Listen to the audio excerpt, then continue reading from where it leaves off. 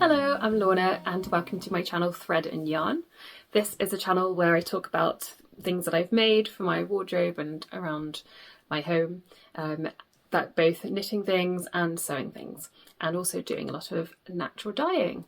So this is an episode that is going to be a little bit of an update first about some of the things that I've made and also some of the things that I've dyed.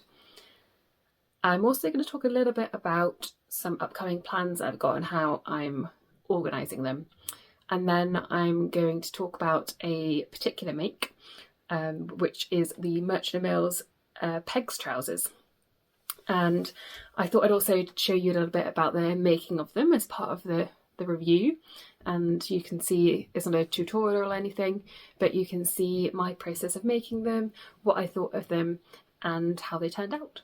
So yeah, grab a cup of tea, grab your crafty project, and I'll talk through some of my makes over the last month or so.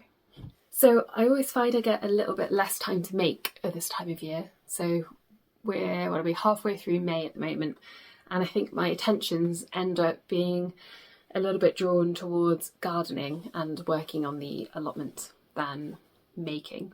I still have all of the ideas of things I want to make and things that I want to adjust or mend, but I feel like the growing year for me is quite important, and I often dedicate my free time to planting seeds or deciding how I want to organise my allotment. I've got a big dye garden section that I'm building out of the allotment this year, so I'm sowing lots of Dias Cosmos and Coreopsis. I've got some woad plants and some madder, and some new ones for me, like Lady's Bedstraw I'm popping in there, along with some herbal things I haven't tried before as well, including marshmallow, which could be fun. We'll see. Either way, it's supposed to have quite nice flowers. So I've been focusing a lot on that, and I haven't had as much time to make some of the things that I've wanted, which I'll talk a bit more about later in the video. But I'm trying to think a bit more about how to prioritise the things I actually need and the things that I want, because otherwise it can be a bit easy to get carried away with all the ideas and all the inspiration. But something I have been working on for maybe like 2 months now is, you've seen it before if you've watched my channel, is this greeny yellow Bruta cardigan. And I finally finished it, apart from sewing the buttons on and weaving in the ends. And I've blocked it and I'm so happy with it. I love the colour. I'm really glad I chose this and I made it ready for spring, although I'm sure I'll wear it all year round. But I'll try it on for you. I was so happy. The pattern was really simple. It fits me well. I think I made the medium equivalent. Can't remember now. If you're interested in the sizing and you want more details, I can check and just ask me in the comments. But I just think it's lovely. The waist hits my natural waist here, and I think it's going to be great with skirts. I still need to pop the buttons on. I'm waiting for some more to arrive because I didn't realise quite how many buttons the cardigan takes. I think I needed like 11 or something. But I think that's good because then it won't sort of stretch and leave gaps, because I think I might wear it done up quite a lot. So I think that's going to be good to have lots of buttons. But I think the fit is really lovely. This is in the realm of Finol yarn, and I've been really happy with it. It was fairly affordable. I'm trying to remember now, it might have been €4 or €5 a ball. It took me 4.5 balls. So not bad for a handmade cardigan. Yeah, I can't say enough good things about it really. I'm so happy it's finally done.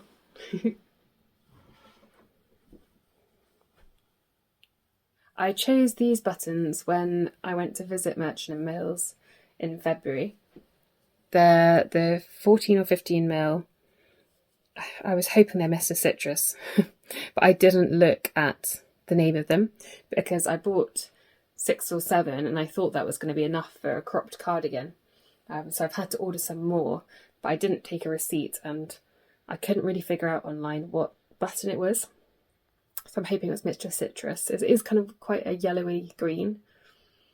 And Mr. Citrus is their like yellow linen that they've got a matching button for. So I'm hoping I've chosen the right ones online. I don't end up with more buttons that aren't the right colour. But I think hopefully they're these ones arriving. I think it's going to be really nice. They're quite big, but I think the colour match is so good that it'll look lovely. I'm really excited to get them on and to wear it.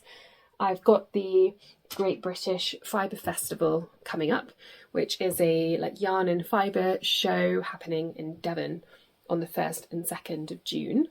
And I've got a little stall there, and I really wanted this to be finished so I could wear it. Hopefully it's not too hot for it. But it just feels so like joyful as a colour, and I think it will be a really nice layer to wear. The blocking really helped actually. I mean, I often block garments, but it looks, the Ralma fennel really like bloomed after blocking, and obviously blocking helps with things like getting the button band to lie a bit more flat, and just changing a couple of things about the shaping. Not that I had to do like big shaping changes here, but just like I was easing out where I picked up the stitches along the neckline and the start of the button band to give it a nice finish around the neck. And yeah, so I am a big fan of it. It's one of the things I love the most that I think I've ever made, certainly knitting wise, and I'm really excited to wear it, and I think I'll probably end up making some more over the years. So thank you, Anna, for a lovely pattern. So that's something I've knitted. I have also done a tiny bit of sewing, not very much to be honest, other than the Merchant & Mills trousers. I had in my head that I wanted to make some nice like gathered skirts for summer. So I've decided that last year was going to be the last year where I try and feel like I wear traditional summer clothing like shorts and a t-shirt, because I just don't really feel that comfortable wearing shorts. Don't know why. I don't physically feel very comfortable, and I also don't really like the look of them on me, and I just never felt comfortable in summer as a result with my clothing. And I think it wasn't until I started sewing my own clothes and making like dresses with more ease, or skirts, loose linen trousers, that I realised I don't have to be wearing something really like tight and like short for summer, just to be comfortable in the heat. And that was really enjoyable to realise that. So I decided I wanted to make some more like gathered loose skirts, and I started drafting my own. I chose this cotton like miniature gingham from the Cloth House. It's nice. It's very light and breezy. The only thing I would say, there's quite a lot of like flaws in it. Don't know if you can see that, but some of them are almost like mini holes, and I did actually have to patch one of them. And it means that it is quite a delicate fabric. So we'll see how it goes. I also wanted there to be pockets, and I quite fancied the idea of a little button placket down the side. So I just drafted a little button placket. So this is the left hip, the side, and 2 buttons will go here, 1 button will go here, and then I thought I would do like a little diagonal entrance for the pocket. So it's just a nice like basic inseam pocket. That's it from the inside, that you can find on most patterns, but I just kind of have a shape in my head that I draw out now. I've still got to stitch down the waistband and put the buttons on. The only thing I'm not sure about is I did 2 times my waist for the gathers, and I think I should have done more, because it's just not quite, it's like neither slim nor gathered, I think. I feel like I should probably be doing 2.5 times or 3 times to have the right amount of volume for it to truly be a gathered skirt. So I think next time I'll probably add some more gathers. I'll try it on for you in a bit and you can see what I mean. So this is it. What do you think? This is the side. I really like that button placket and the pocket. I'm really happy with the construction of that. I'm just not sure if this should have more gathers for a bit more fullness.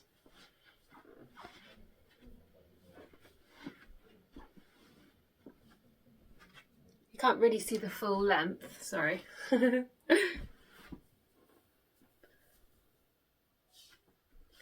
I just think with this lightweight of fabric, yeah, maybe I'll shorten it a bit. I'm not wearing the best top to go with it either. What do you think? There's something about it, I feel like it needs a bit more like fullness. Maybe I'll have to make a little petticoat or wear my bloomers with it. That kind of defeat the point of it being summer. But maybe if I added a lining or something, it would give it a bit more fullness. Let me know your thoughts. I have this little button placket though. Happy with that. So the other thing I've made is this sock. So I've talked about it before, but this is a pattern I've designed called the fallow sock. I wanted it to celebrate fields being left fallow and wildflowers being allowed to grow, rewilding and rebuilding of soil health, because all of those things are really important to me. And I've chosen this sort of modified dandelion stitch to represent the seed heads sort of blowing and the little bubbles blowing across a field, and I really like it. It's dyed up in this this is the same yarn. It's more of an olivey green in real life, like a mid-olive green, and it's dyed with red onion skins, unbelievably. When Morden did preparing the yarn with alum and dyeing with red onion skins, it creates a lovely rich green, so that was exciting. He's currently in testing, and I'm hoping to release it at the start of June, and I'm dyeing up some colourways as well to go with it that are inspired by different wildflowers.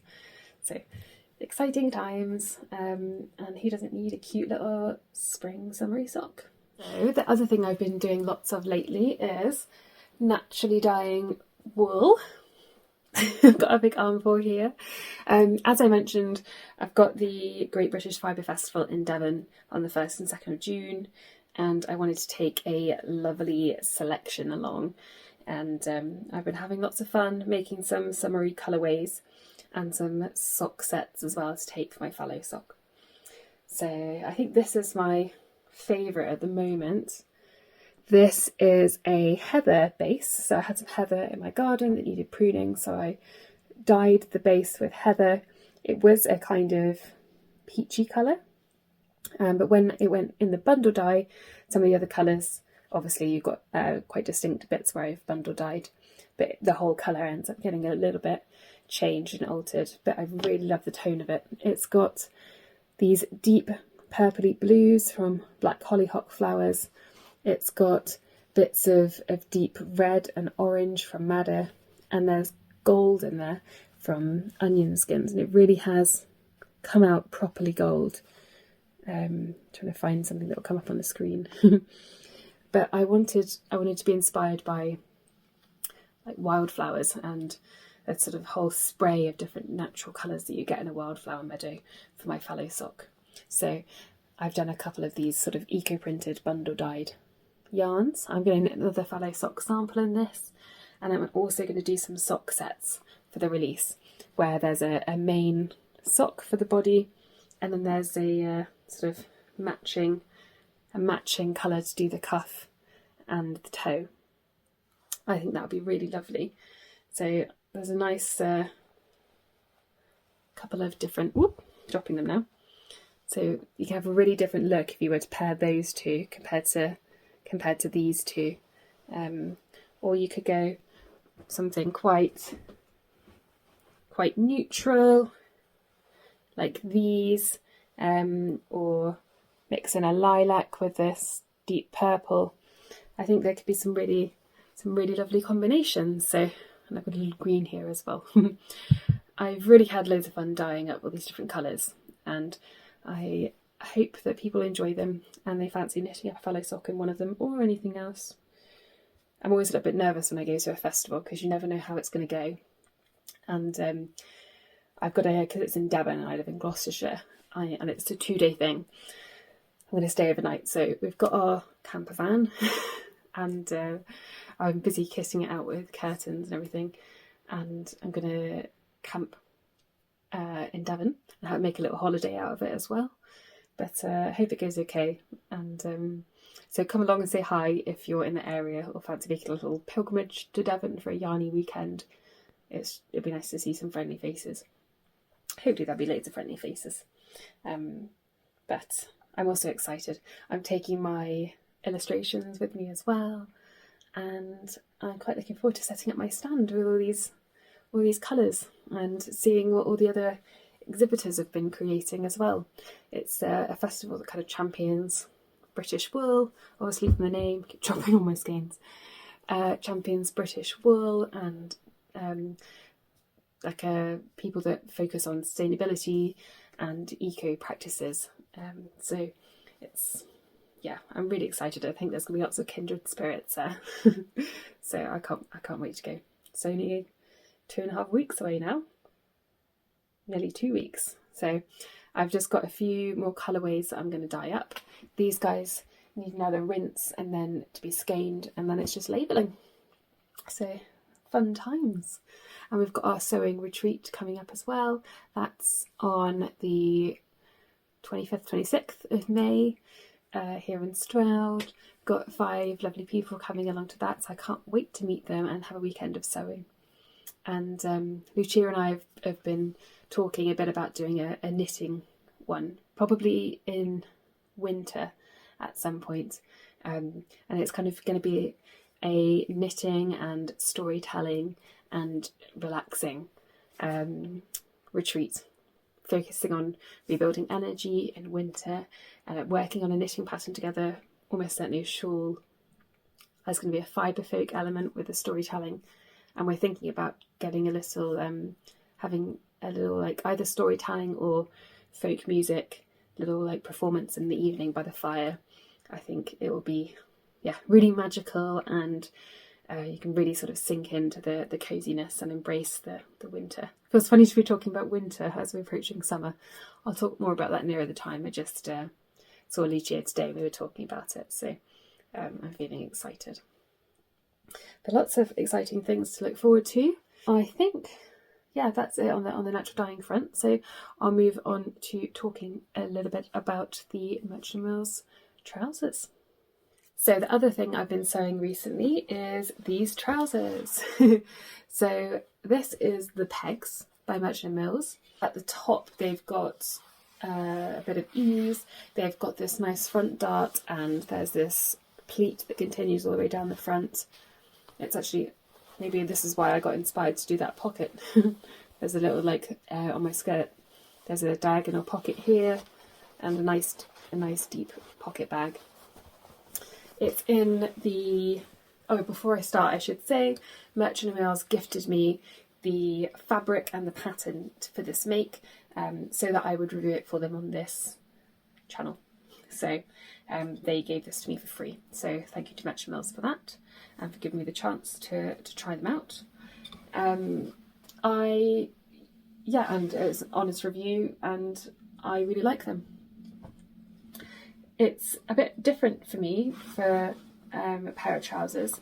I have made lots of pairs of jeans, almost always by Anna Allen, the pattern designer, because I really like her construction and fit on me. I find the instructions easy to follow, and I'm just quite lucky that the fit just seems to work quite well for my body shape. So I've got a lot of experience with putting in like flies and doing darts and attaching waistbands. I've made the Protea pants as well with Paradise Patterns, another great trouser pattern. So I do have a fair amount of trouser experience.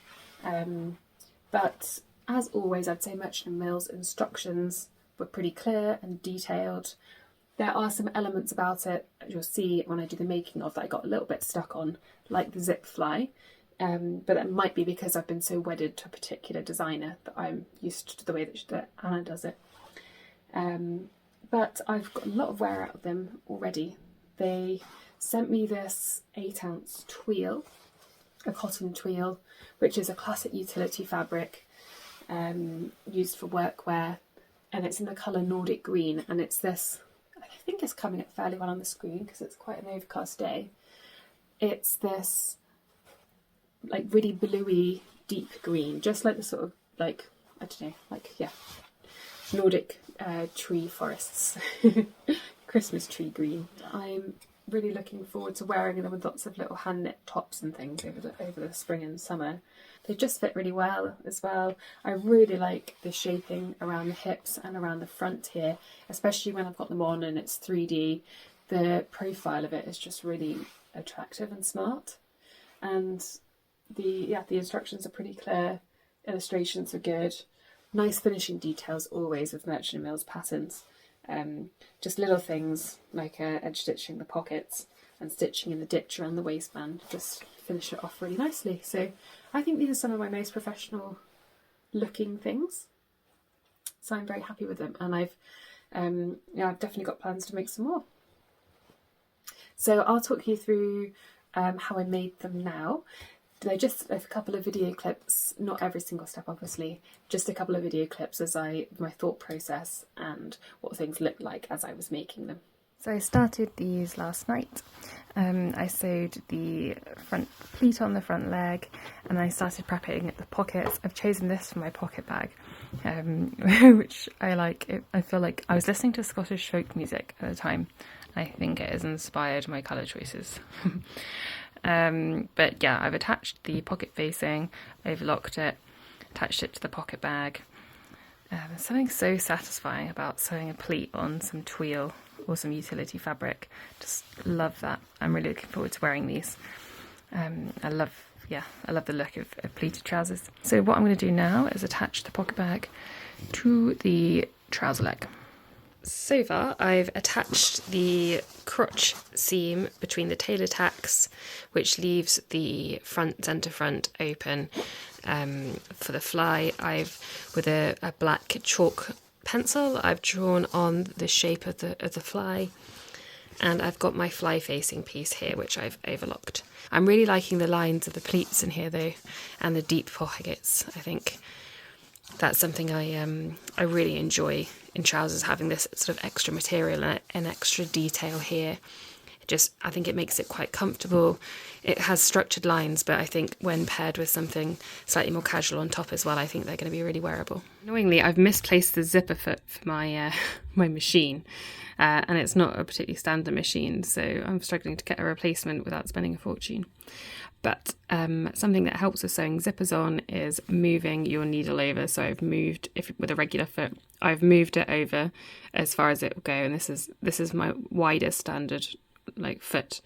It's got like a whole centimetre on either side, which is 3/8 of an inch. Normally a foot only has 1/4 of an inch on either side, but it helps. And I'm going to sew another line closer to this zip, and moving the needle over will help. Just a tip if you're as messy as I am and misplace your stuff all the time.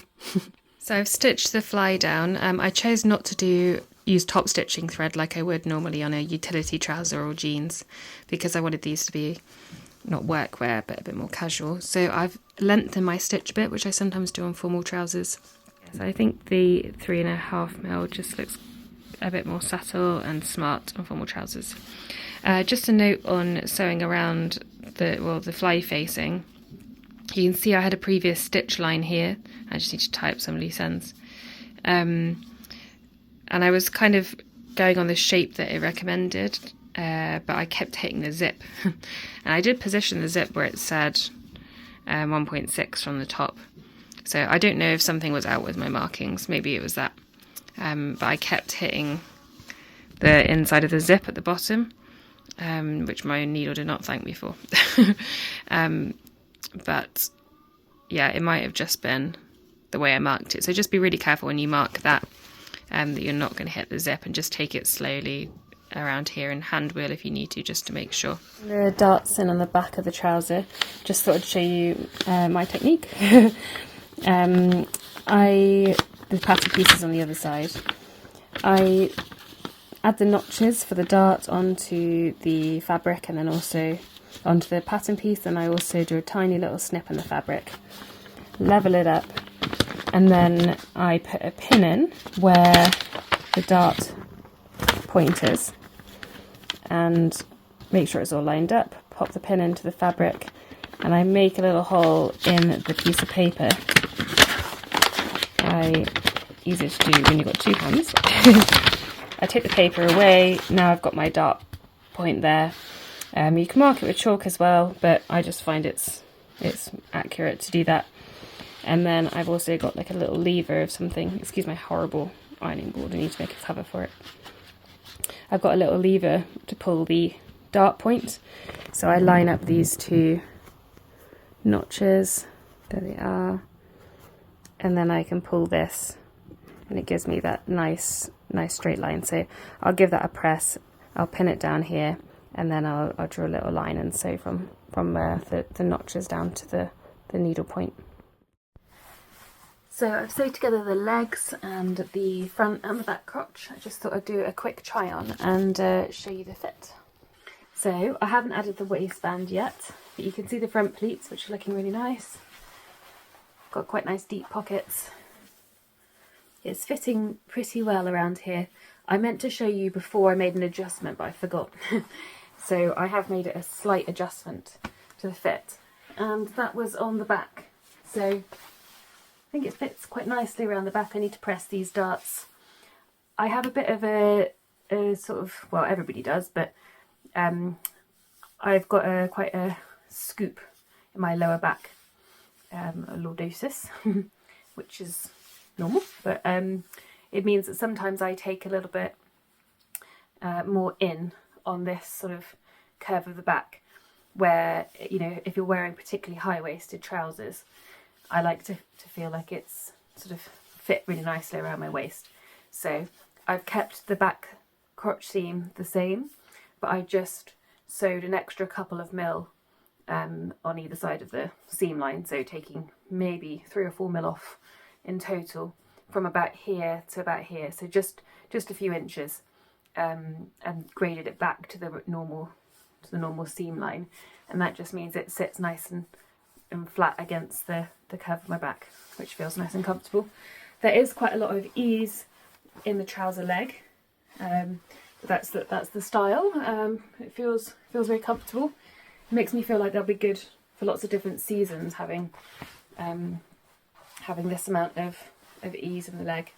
Like, it won't be too hot. I will need to shorten them. They're pretty long at the moment, and I know that I'll prefer them a little bit shorter.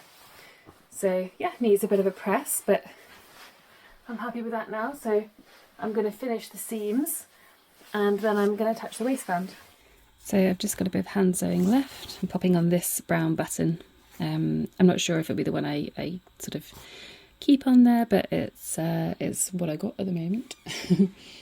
And my machine does stitch buttons on, but I just quite like a little bit of hand sewing at the end of the project. I think this make's gone pretty well. It's not a beginner pattern. I think there's some things in it which like they're slightly technical, like popping a zip in, yeah, basically doing the fly I think is probably the most complicated bit, but the instructions are pretty good. I always find that Merchant Mill's instructions are pretty good. I also like that they've got some details that I think give it a more professional finish. So I've done the cuff and I'm doing the fold up bit now. The inside has got overlocking. There's a lot of overlocking. I think it's probably more dramatic because I've got a contrast overlocking thread. I don't tend to change it to match the project unless I think it's going to be really visible. Overlocking thread's quite expensive, and I tend to just use a mix of these sort of neutral colours. I've got a beige, an off-white and a green. So yeah, I'm not particularly fussy about it. I don't mind having the contrast on the inside, and I just use it for almost everything. If I was going to sew something that was slightly transparent, I would probably match it exactly, but yeah, you're not going to see any of this. So I'm just hand stitching the cuff to the trouser leg on the inside. I'm then going to need to give it a really good press because all of the seams are open.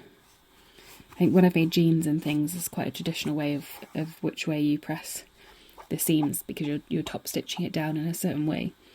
But with these these trousers, all the seams are open. It's going to look so much better once they've had a good press. And then there's an option to create their sort of crease folds as well with the way you press it. So I'm going to do that because I think it will look really smart. Okay, so here are the finished pegs. I really like this sort of clean look at the top of the waistband and the pleats at the front here next to the pocket opening. I did that crease down the front, like I said, which lines up with the pockets, and on the back, which lines up with the back darts. The fit is just really good. The only thing I might do differently about the waistband next time is make it slightly shorter and just put a bit of tension on when I attach it so that it's slightly stretched as it attaches, and then I think that sort of will help it really sit completely flat. The only reason I say that is because it doesn't have button loops, and I don't know if over time it might end up a little bit loose, but right now it's fine. I mean, the other thing I could do is just move my button along a little bit. But those are minor things.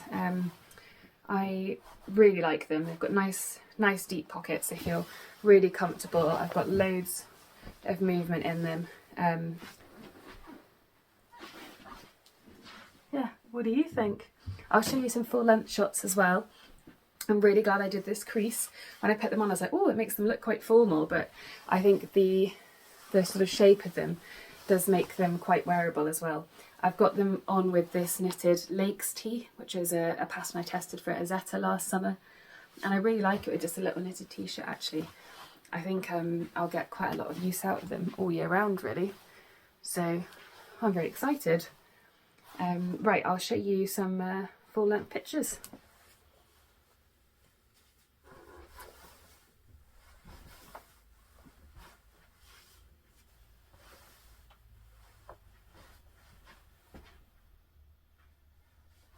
That's them.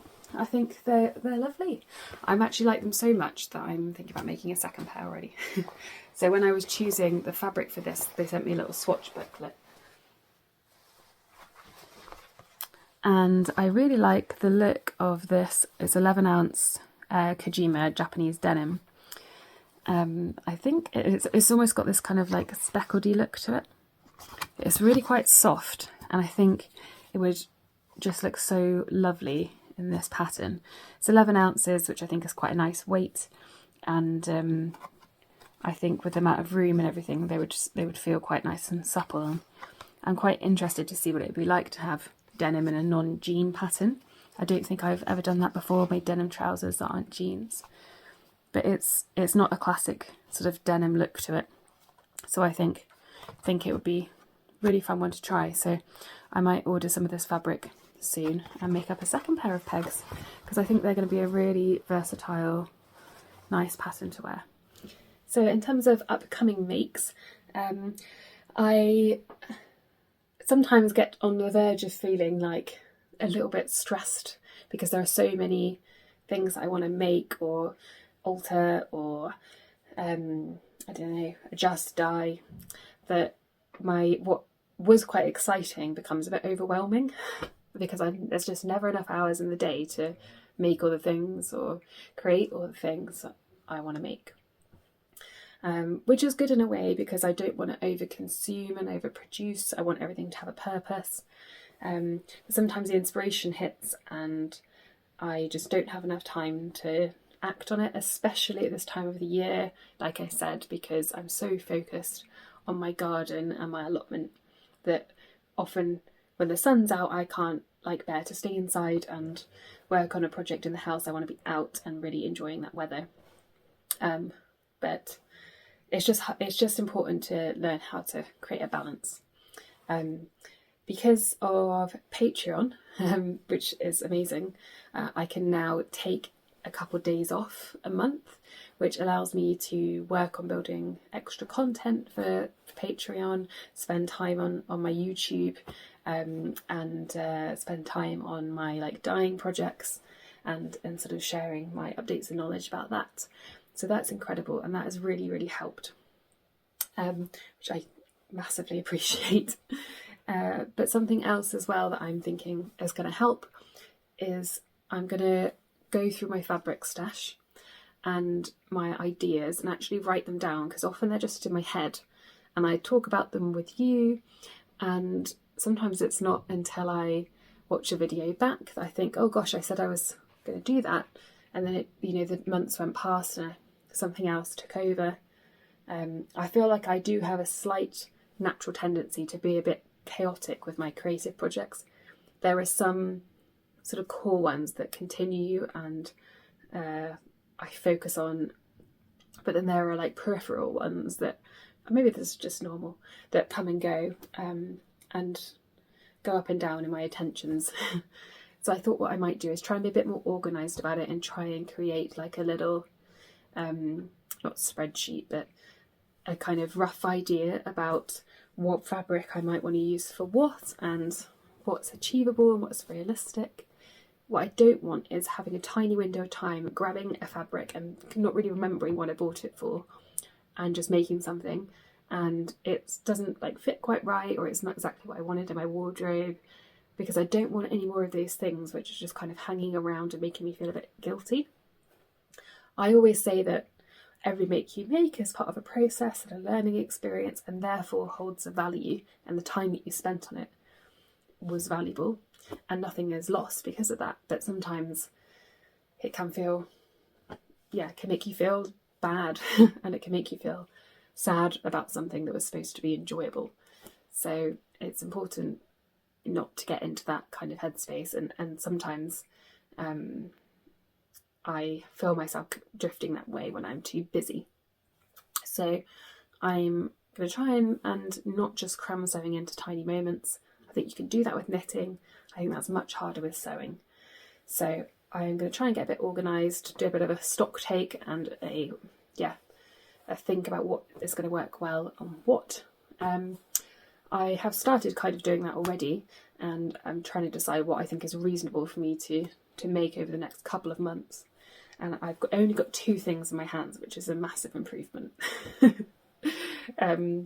This I spoke about before, it might have been in my autumn video. This is a really nice linen, and I really, really want to make a clay bias skirt out of it. I've made the pattern before, it's by Soften Studio, it's lovely. I think it'll look really nice with my hand knits and little top or t-shirt, and I think I will wear that a lot. And I think I'll also be able to wear it with like a rusty coloured jumper or something in the winter. I think it'll be really versatile. I've wanted it for a long time. It earns a spot in my definitely gonna make list. The other one is also by Soften Studio actually.